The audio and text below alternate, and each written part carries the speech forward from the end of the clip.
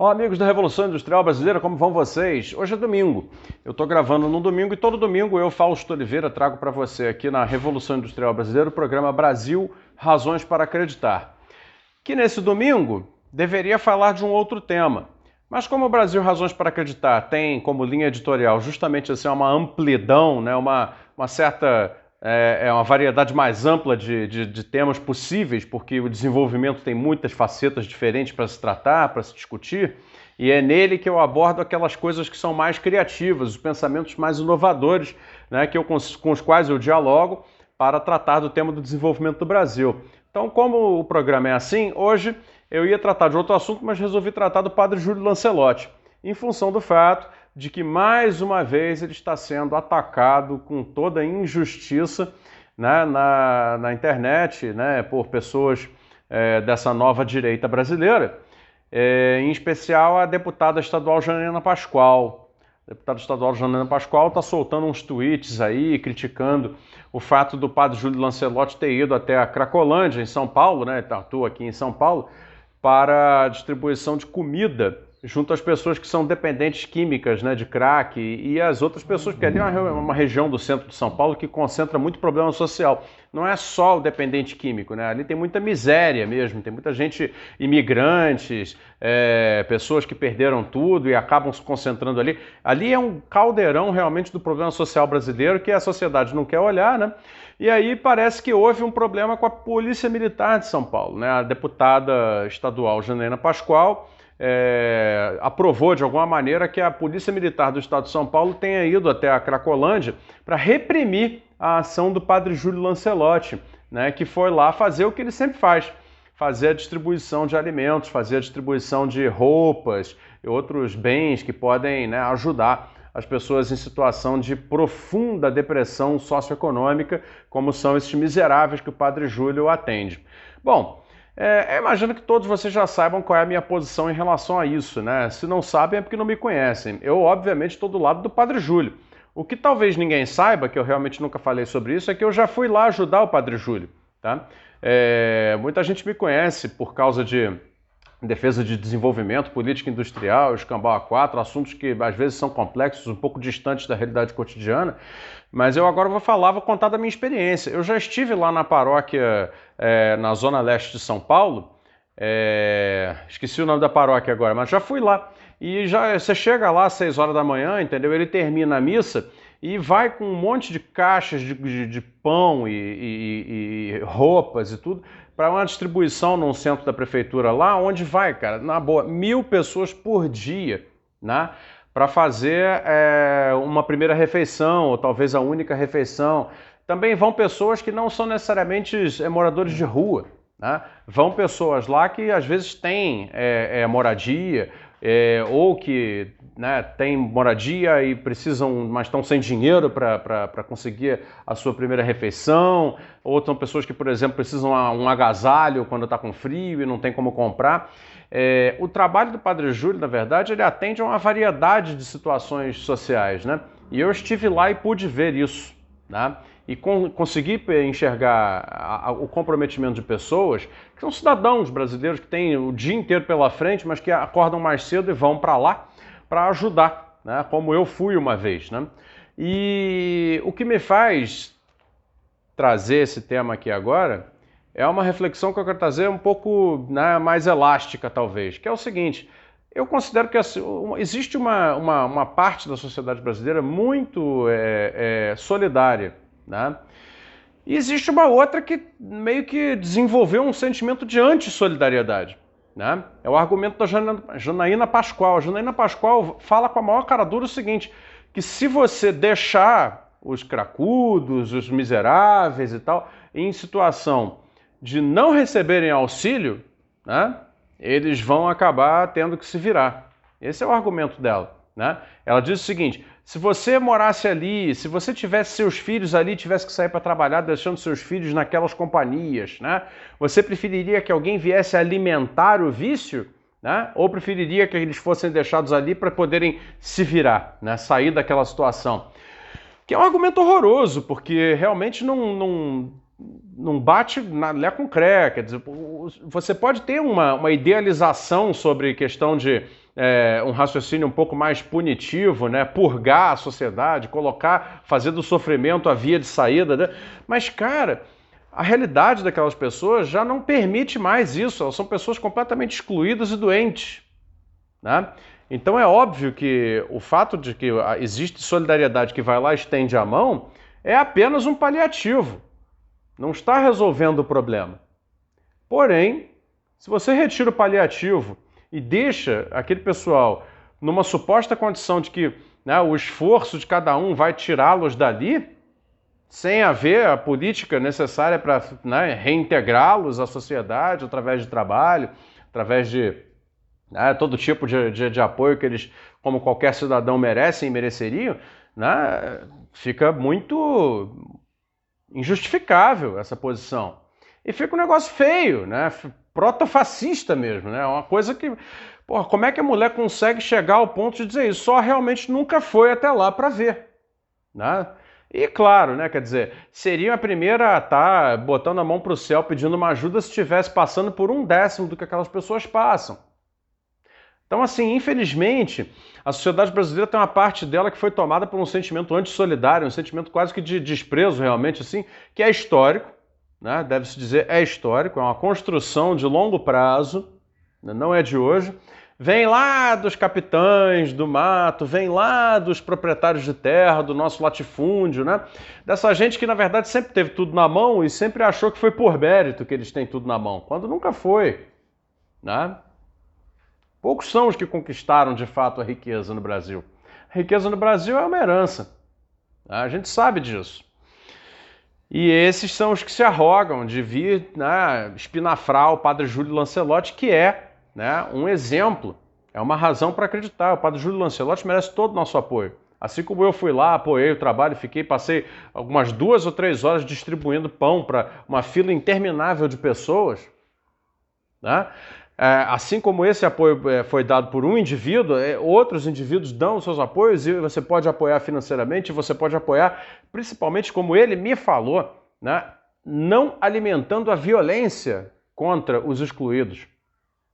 Porque discursos como esse da Janaína Pascoal alimentam a violência contra os excluídos. Não à toa, né, a própria Polícia Militar do Estado de São Paulo, que, claro, né, influenciada aí talvez pelas palavras de uma deputada estadual, foi lá e impediu a distribuição do alimento lá para a população de rua. Então é realmente de muita indignação essa situação. Isso não é bonito. O Brasil tem hoje um conflito muito sério, que é de ordem moral, relacionado à pobreza, né, que não é de hoje também, né?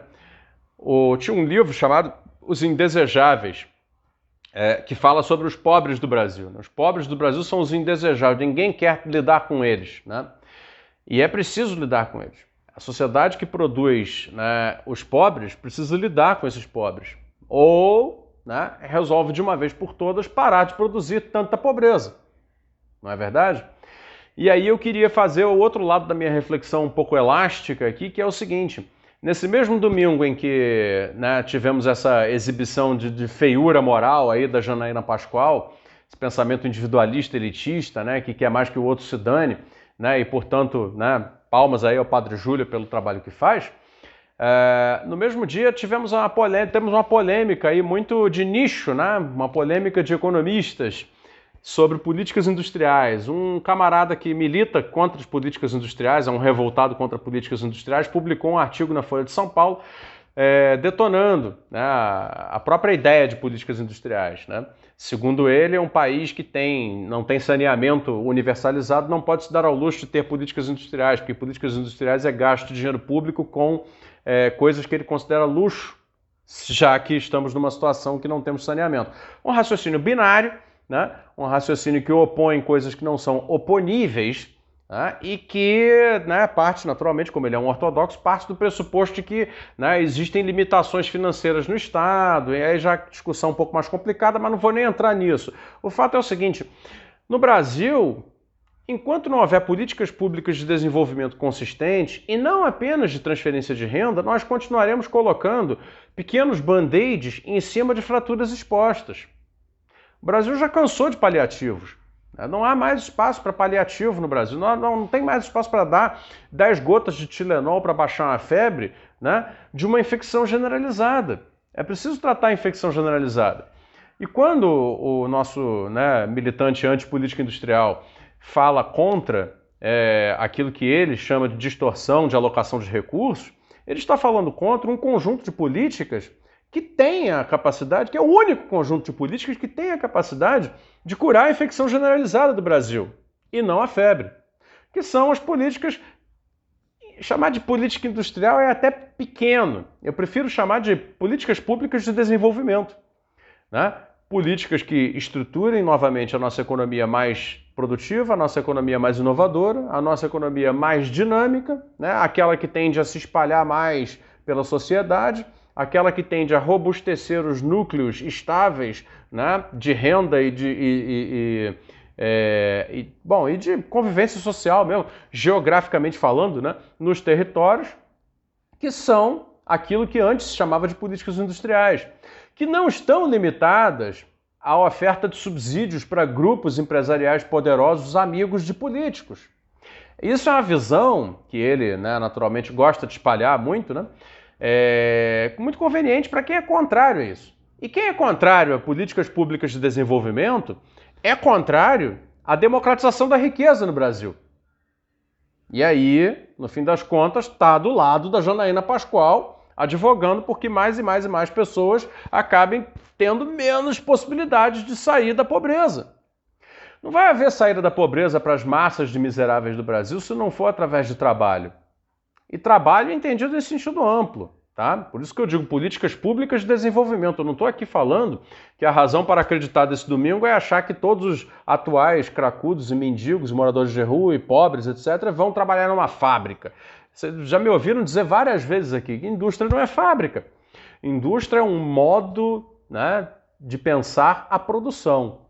E esse modo de pensar a produção, o Brasil desaprendeu a pensar, não conhece mais. Então precisa voltar a conhecer, através de quê? Políticas públicas de desenvolvimento que produzam esse tipo de ambiente produtivo. Não será através do aumento da informalidade do trabalho que a miséria e a pobreza vão sair dessa condição através do trabalho. Não, vai ser através de trabalho formal, através de trabalho bem estruturado, integrado à economia, né? Não será através de transferências de renda e programas de benefícios pontuais, como esse que o governo está propondo agora, que meio que dobra o valor do Bolsa Família, numa clara tentativa de fazer bônus políticos aí para 2022, não será através desse tipo de programa, nem como o Bolsa Família também não foi, né, que se acabará com a miséria e a pobreza na sociedade brasileira, porque isso são paliativos. Agora, é claro, né, o problema do saneamento, o problema da educação básica, o problema da, todas essas coisas, saúde pública, né, tudo, né, são emergências, não há dúvida que são urgentes. Os casos são urgentes, mas se você faz um retrato caricatural de políticas de desenvolvimento como o submarino nuclear, ou o foguete, ou né, o grafeno, etc., né, e opõe isso a saneamento e educação básica, aí você fez uma caricatura e óbvio que você está moralizando a caricatura e está, né, vencendo o debate na carteirada. Porque claro que o saneamento em termos de necessidade é muito mais urgente, atende problemas mais imediatos. O problema é que o desenvolvimento não se faz com pensamento imediato. E sem desenvolvimento não há superação da pobreza. E o próprio saneamento precisa ter um pensamento de solução industrializante para ele. Senão, ele vai ser apenas o quê? Né? Um serviço feito por uma empresa, provavelmente estrangeira, que vai cobrar caro pra caramba e não vai conseguir fazer a universalização do mesmo jeito, que aliás é o que o marco do saneamento aponta, né?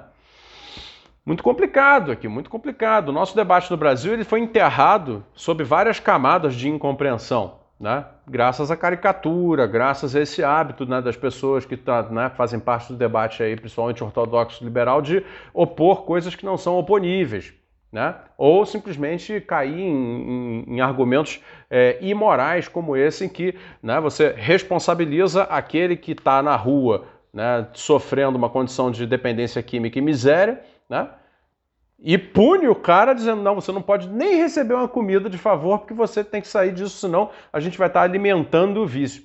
Entendeu? Esse é o estado de coisas, essa piração em que chegamos no Brasil. Uma coisa de maluco, assim.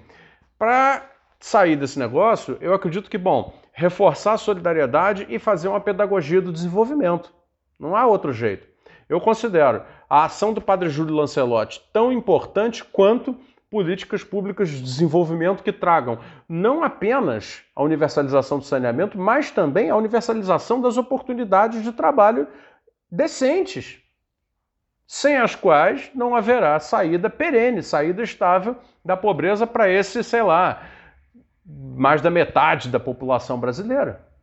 Né? Como eu fui capaz de ver lá na fila do padre Júlio Lancelotti, que não tinha só morador de rua, tinha até gente que estava indo trabalhar com roupa de trabalho e assim, vou tomar o café da manhã de graça. É isso, pra você ter uma ideia. Então, as razões para acreditar de hoje é um pouco, né, expandiu aqui um pouco o escopo da discussão, mas é isso. Uma coisa não é oponível à outra.